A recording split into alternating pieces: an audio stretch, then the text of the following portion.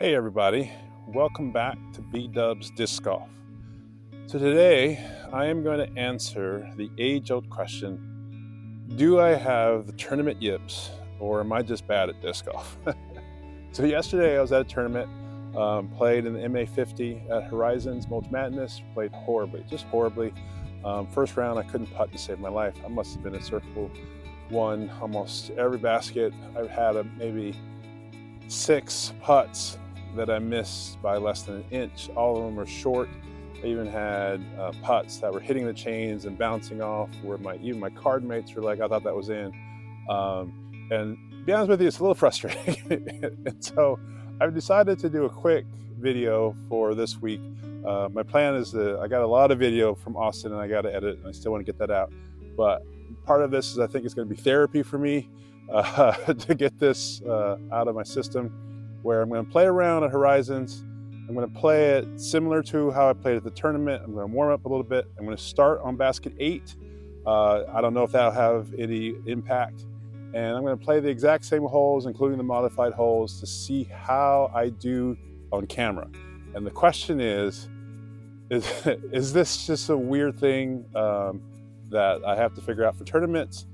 Or do I need to do tournaments in front of the camera? I have no idea, but we're going to find out together. So I'm just going to warm up a little bit, throw a little Champion Banshee on basket 2 right now.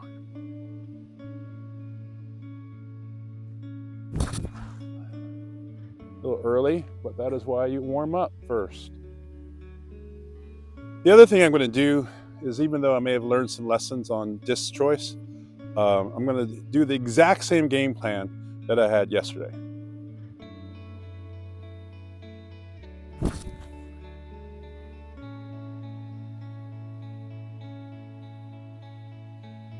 All right, better throw. I would appreciate if you comment on your tournament experience. Do you have tournament yips like I do? Do you often find that you're playing tournaments well below your capabilities? If you have any tricks or any advice, let me know. I would love to hear it. Thing is, I don't mind losing. It's really just a matter of when you get a score that is well below what you know you can do. And so if I play my best, if I get a PR and I lose, totally can live with that and live with that for the rest of my life. It's when it's just so far away from what I know I can do. So we're still warming up and we're on 6, 277 feet, going Championship Banshee.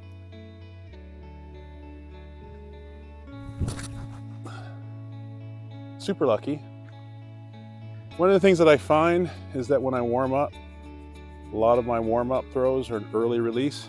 So trying to get that out of my system. And this was true even for the tournament. A lot of my warm-ups were early releases. I will say, in all fairness, this is not going to be a truly fair comparison because, number one, it's way warmer now than it was yesterday.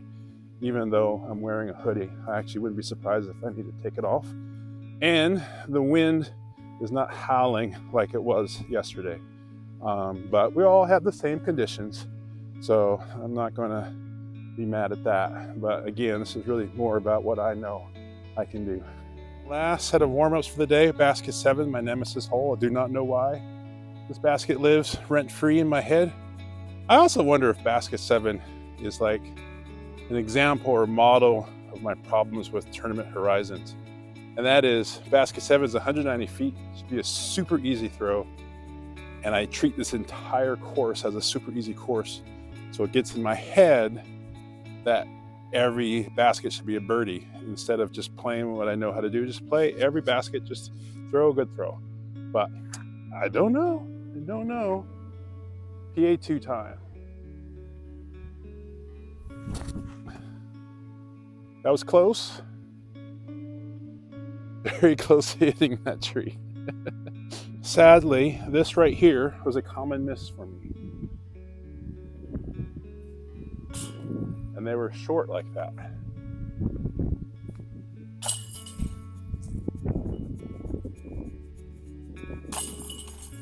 All right, next throws you see will be starting at basket 8, and it'll be tournament time. And wind has picked up. That was the other thing that was unique. Wind was coming and going, swirling. And again, I'm going to play the woe is me card. It always did weird things when I was about to throw. At least that's the way it felt. So basket 8, 201 feet. This is where I started yesterday. So this will be the first real shot of the round. Quick shout out to cardmate John, who got an ace on basket 1. It was fun to see. Kudos to you. Go check out my Instagram. Posted a quick picture of him and I at 1. And then a quick shout out to a viewer and subscriber, Sean, just for stopping by and saying hey and chatted for a while, get a chance to get to know you a little bit, and that was cool. So since we're here, don't forget to like and subscribe. Appreciate you all, and let's see how we do in this tournament.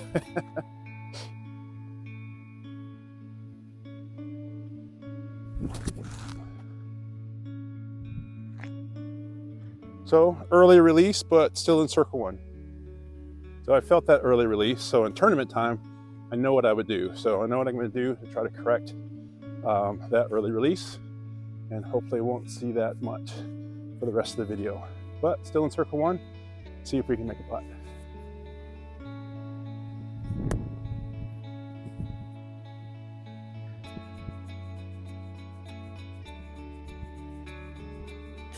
Short.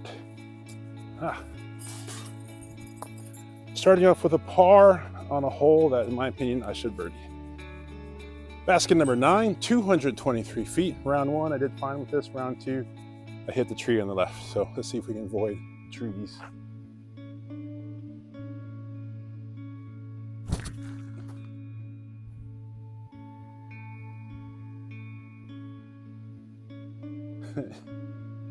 Interesting enough, very similar shot to round 1. It hit the tree and bounced right behind it.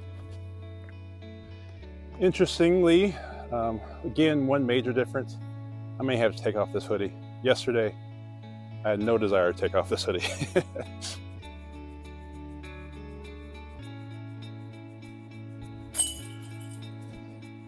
There we go. So the last basket, basket 9, I went with my ex, my axolotl, and ended up really well. And I think I missed that putt for birdie. Yeah, I know I did. I missed that putt for birdie for round 1, almost identical one, but this time I made it.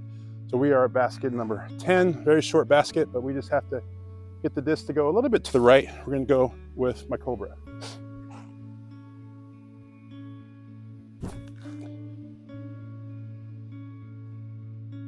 Oh, a little drift to the left. Not enough ante on it. I actually did the same thing yesterday. So this shot is almost identical to what I did yesterday. So you're getting a real life look on what my shots looked like in my tournament yesterday.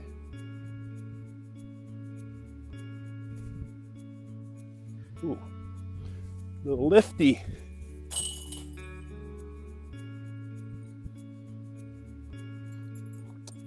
In round 2, I think I had a shot like that for putt it, and in my return putt, I missed, and I got a bogey.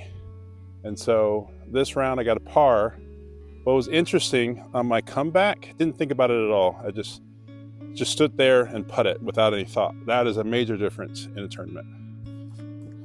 So this is basket 11, but they modified it for the tournament, and I really like the modifications a lot.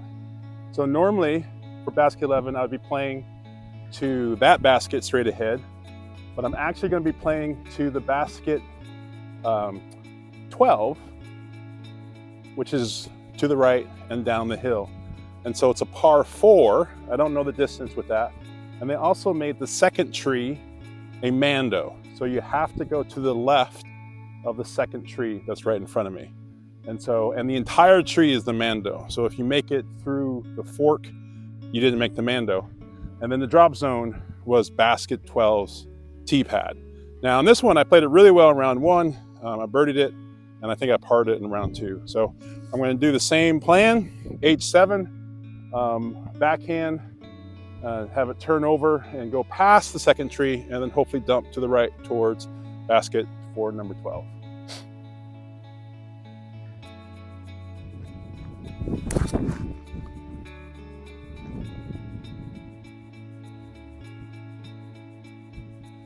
And that played just pretty much exactly how I wanted it. I would have liked it to be a little bit higher and go a little bit further down the hill, which is what I did in round 1, but that plays just fine. I think the other reason why I was disappointed in my play for the tournament is I had a plan. I knew which disc I was throwing for every basket. I had practiced a few times, but unfortunately I had practiced incorrectly because they had changed the modifications. And even though I liked the modifications, I was not aware of the modifications until a day before the tournament. Again, I don't know if that's excuses that I'm giving you. Of course it's excuses I'm giving you, but the bottom line is I wish I would have played better. So it looks like about 200 feet downhill. So I'm gonna do a distortion, have it hyzer in towards the basket.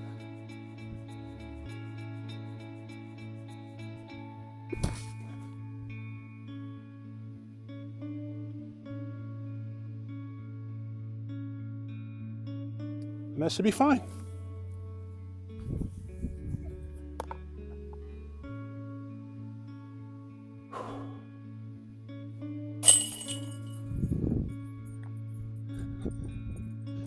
So because of the modifications, it's a par 4 in 3, nice birdie. So basket 13, this also played as a mando. So that first tree, you have to go to the left of the tree. So if you know this course, a relatively easy way to play this basket is to get a fast beat disc, a driver or something, and hyzer it out to the right over the trail, over the road. But they made that, you couldn't do that, made it mando. For safety reasons, I think it's a good call, because even though the tournament here, you still have walkers going on the path. Round 1, I played it really well, had a putt for birdie. Round 2, I made the mando, but it continued to go down, turn over, and into OB. So that was a little bit unfortunate, and I think I missed the putt and bogeyed this as well in round 2. So, but same game plan, Prodigy Kittyzilla H7. I love this disc, and we're going to aim to the left and hopefully have it hyzer towards the basket.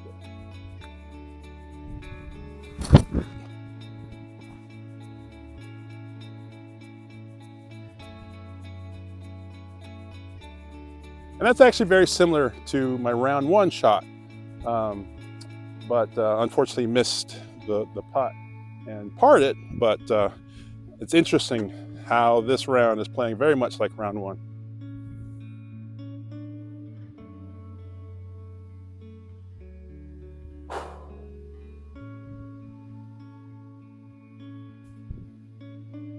Ooh, had a lot of those yesterday, but from this distance, it doesn't make me too angry.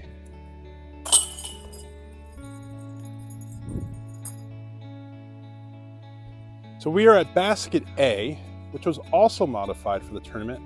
So from tee pad A, we are playing to basket B basket. So this is also a par 4. I think in round 1, actually I think in both rounds I birdied this one. So I'm gonna go with my FX4. The other thing that I'm noticing, and this is a big difference, when I video my rounds, I'm moving a lot, and I'm moving from basket to tee pad, basket, tee pad, basket, because I'm trying to get the video through, and I'm warm right now. Like, I need to take this off, and I'll probably wait till after this to take it off. But when you're playing a tournament, there's a lot of stops and wait time, and there's a part of me that makes me wonder if I am susceptible to just getting cold. And because I remember yesterday feeling cold pretty much all day, and today the temperature is higher, but it's not like it's crazy hot. But I don't know, something that I'm going to think about that. So, all right, so I'm going to try to get through these trees, get down there a little bit, and then have an upshot towards basket B.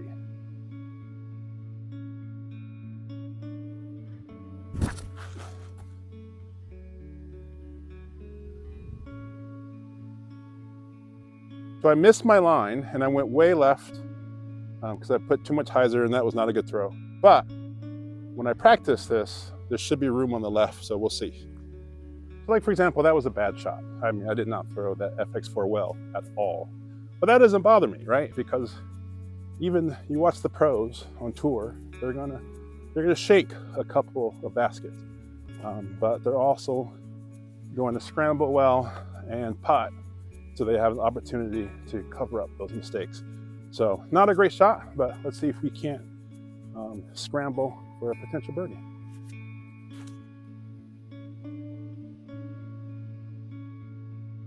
Squirrel! Does not want me to see him eat. Squirrel! Interesting, I was talking with my card mates. On this one, you really want to be right, or you want to be left. Not in the middle, kind of like where I am. So I'm gonna do a little forehand with my cicada, see if I can't get through the first gap, and see if I can get lucky, a little poke and hope.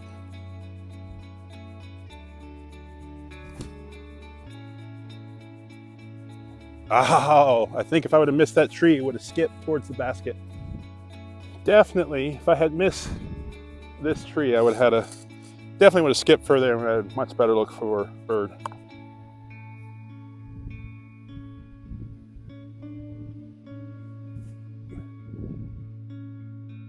Yep, it's all right.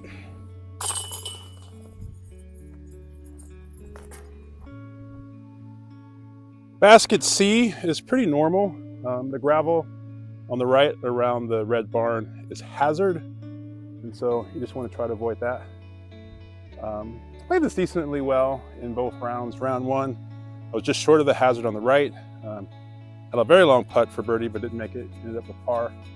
And then round two, I got my F5 down there to circle one, but no, it was either circle one or circle two. I don't remember. But in round two, I made the putt, and so that was definitely my best putt of the round yesterday. So let's go with F5, see how we do.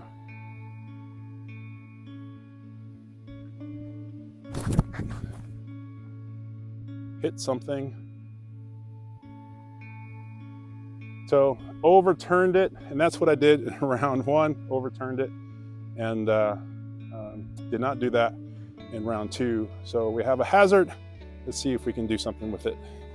In my plan, I actually went back and forth between using an F5 or my cicada, because I was worried about my F5 being overturned.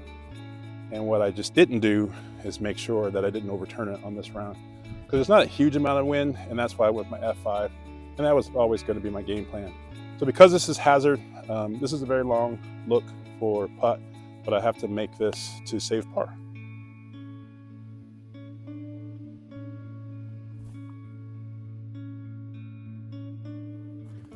But unfortunately, that's a bogey, but I don't know what my score is, which is one thing I actually do well in the tournament. Even the tournaments, I don't know what my score is. So I'll try to do a tally at the end of this round. I might even have to look at the tape to see what my score is, but at the moment, I think I'm under, but I'm close to even, whatever it is. Basket 14, 244 feet. My game plan for this was always going to be the F7, but for both rounds, for whatever reason, it refused to turn on me. And my guess is the wind just prevented it from happening. Also, I don't think I put enough ante on it when I played it. So, but we're going to stick to the same game plan, F7.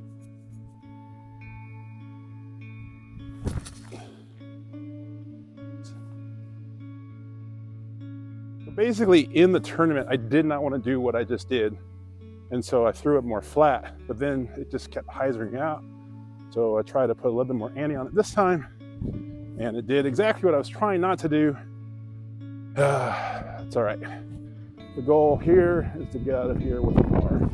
So really far away, so we're just going to lay up for a par.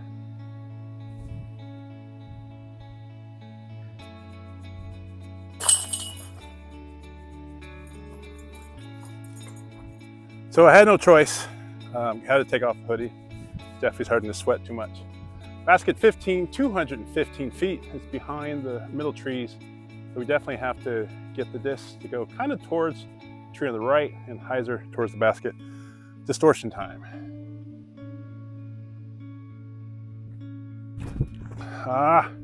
Not good. Interesting enough, I actually might have a look from there.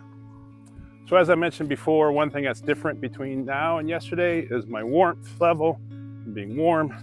The other thing that's different or the same is not committing to my shot. And that was definitely an example. So when you're only throwing 200 feet, at least I worry about overcommitting, and I need to not worry about that. If I go long, I go long. It's not the end of the world. And I think I had a shot like this yesterday.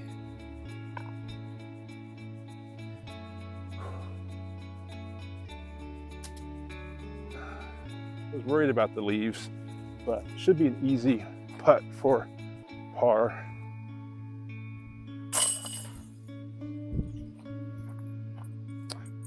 I was not putting that confident yesterday, even for short shots like that. Basket 16, 206 feet, PA2 time. Round 1, I went a little bit to the left, but I think I made my putt. Round 2, I hit that last big tree. So.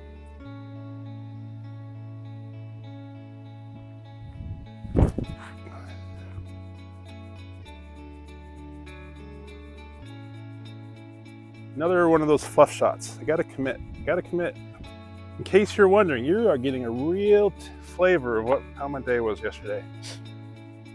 I should not be this short on a 200-foot basket.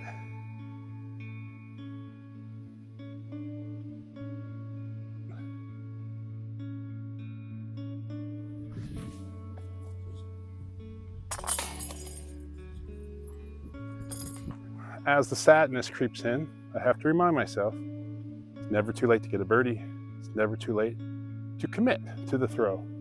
So basket 17, 224 feet, going with the hex axolotl.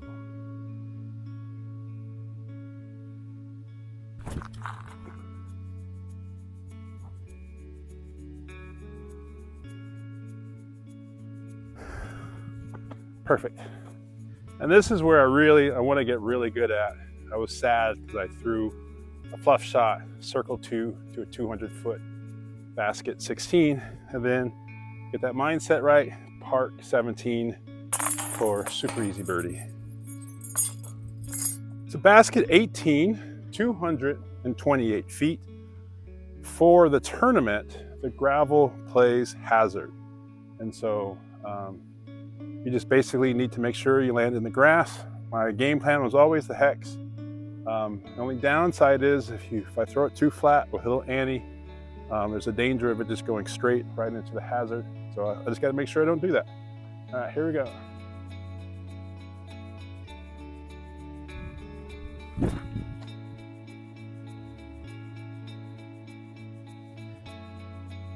All right, so let's recap.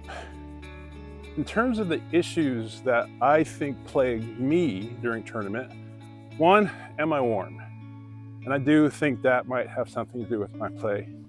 Number 2, am I committing to the shot? And I actually think that should be a 2A and 2B, meaning I need to commit off the tee pad. I also need to commit to the putt, because I'm even noticing in this film that I'm just putting like it's going to go in, and I'm not even worried about missing it. And then 3, and I do this in the film mainly for your benefit and I guess mine, but I tell myself what I'm going to do before the shot. And I think it helps. And I actually don't do that during tournaments. So that might be a neat little revelation for me right there.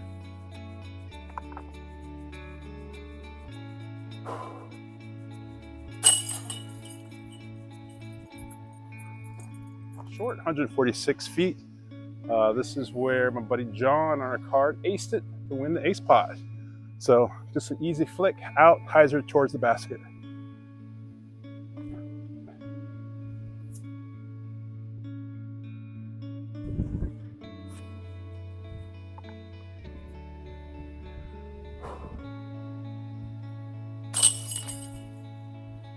So this one I birdied both rounds, I think. But this one I have pretty much dialed with my flick distortion. Basket number 2, 245 feet. The plan was simple, was always simple. You're gonna throw the disc to the right, throw my very overstable Banshee, and have it hyzer in towards the basket. In round 1, threw it perfectly. A gust of wind took my disc and just pushed it like 70 feet to the left. And everyone saw it, and it was just insane. And then I made the mistake of not sticking to my game plan in round 2. I switched to an eagle. I threw my eagle overturned, and then just rode all the way to the right. And so I had a upshot for par. So it was just too far for a putt for birdie. So stick with the game plan, to the right, banshee, and have it hopefully hyzer out towards the basket.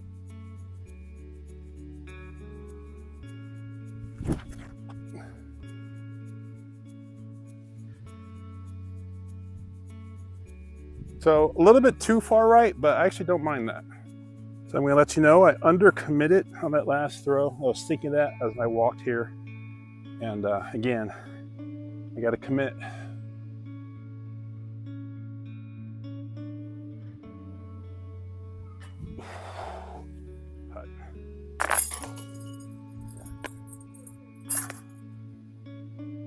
Cervera basket 3 had the same game plan to go with an overstable disc, my champion Banshee, throw it to the right, and hopefully have it hyzer and skip underneath the trees towards the basket. In round 1, I hit the third tree from the last, and then it actually curled around the tree and had practically a tap in for birdie.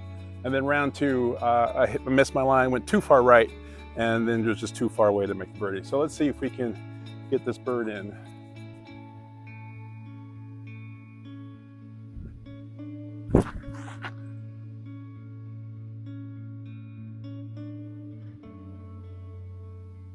So that'll give me a look, but again, I did not feel committed. Once again, it's like I get into this non-committal train, and then I got to get off of it. So warming up is important. I have to commit both to the tee pad and to the putter. I think I need to start talking to myself on the pad before I throw. And then I'm going to add one more, and this is going to be like a little mantra to say to myself: get off the train. Whether it's get off the bogey train, get off the non-committal train, just try to actively, the next time you throw, not do the train that you've been doing. I actually have a look. So I think this is possible to make. This is possible to make.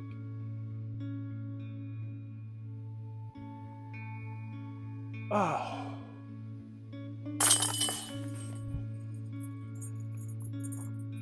So we are walking to the tee pad for modified basket 4. Now keep in mind, I really like this modification. I think it's fun. The only thing that I think the tournament directors did wrong with basket 4 is they made OB a re-tee. And the fence, as you will see, is OB. And so round 1, I went OB and then had a re-tee. And then round 2, I did not go OB, but I left myself in a really poor position. But at least in round 2, I ended up with a bogey instead of a double bogey. No, a triple bogey on round 1. So I got a 7 on round 1 on this now par 4. So again, love the hole, love the basket design. They double punished this with the OB. So I'll show you in just a second. Well, if you're familiar with Horizons, basket 4 is normally the tee pad just down by the basket for 3. You throw uphill to the basket for 4. With this modification, this is now par 4. We start here. I got to get it down this tunnel, hopefully to the right a little bit. And then I got to get it over the goalie, up the hill to the basket for basket 4. And if I go to the left of the fence, it's out of bounds. And basically, I don't play it from where it went out. I have to come back here and throw again. And so, for example, one person on my card ended up with a 10 on this basket because of the OB and the re-teeing. My plan was a cicada, forehand cicada, to try to get it semi-low and to the right. In round 1, I felt like I threw the cicada perfectly. I went a little bit above the fence, but I hit that branch that's hanging over the OB to the left, and the branch just kicked it straight to the left over the fence, and I was OB. So what are you gonna do? So let's see how we do in today's day after Brett's tournament.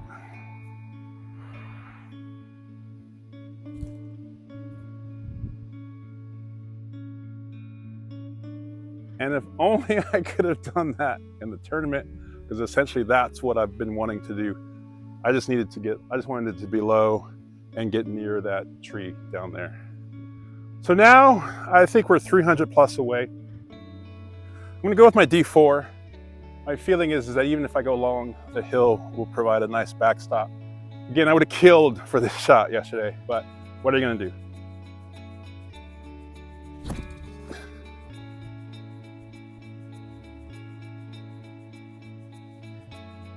All right.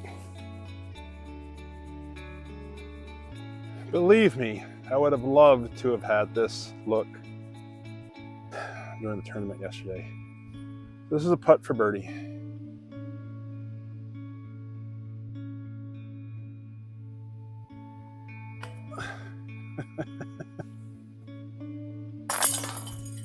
I take it every time. Again, I love the modification, it's fun, but that OB punishment, ooh, it's rough.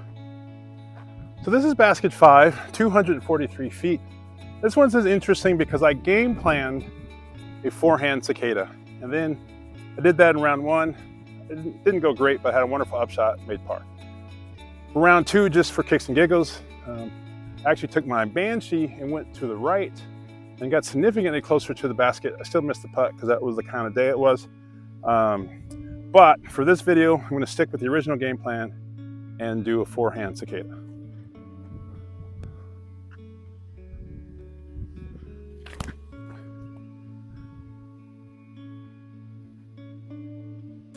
Too high.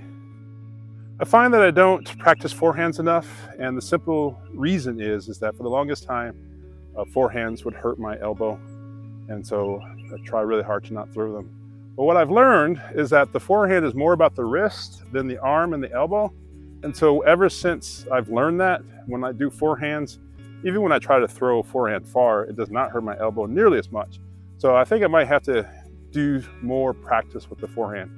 So definitely, I think it would be a wonderful tool in my toolbox if I can get that better.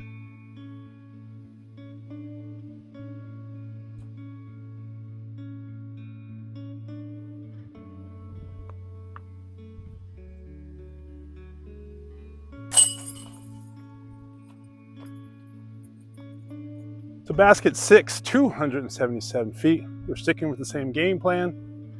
Going through the right gap with my overstable banshee, have it hyzer towards the basket.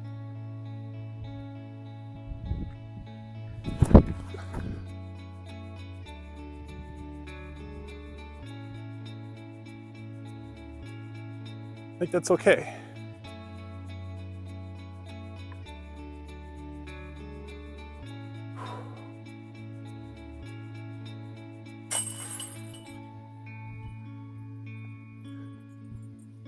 So we are at basket 7, 190 feet. And basically, what have I learned? What is the difference between BDubs and Tournament Brett? And one thing that's very clear to me, I think Tournament Brett needs to be warm. And so I got to warm up.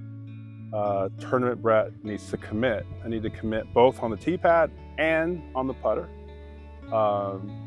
Number 3, I have to talk to myself. Because before every shot, I'm telling you what my plan is. And I actually think I'm more likely to do the plan when I remind myself at every tee pad. And then 4th, I got to get off that train. Whatever that train is, I got to get off the bogey train, or I got to get off the non-committal train. The bottom line is you make mistakes, you're going to do things that you don't want to do, but you can stop doing those things. And if you can remind yourself, get off that train, you can do that. I think that's what I've learned for myself. And maybe you've learned something too for you. If you struggle with the tournament yips like I do, or if you have some suggestions, feel free to put them in the comments. I'd love to hear from you. But this is our last basket for the day. And so we'll throw this PA2, because it was always the plan to throw the PA2. And then we'll do some final words at the end of this, hopefully birdie.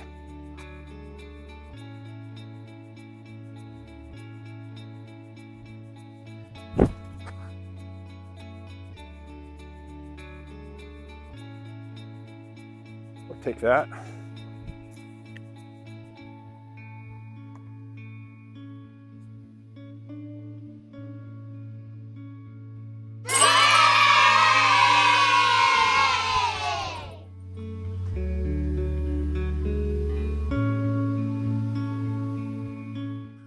So thanks for watching. Really do appreciate y'all.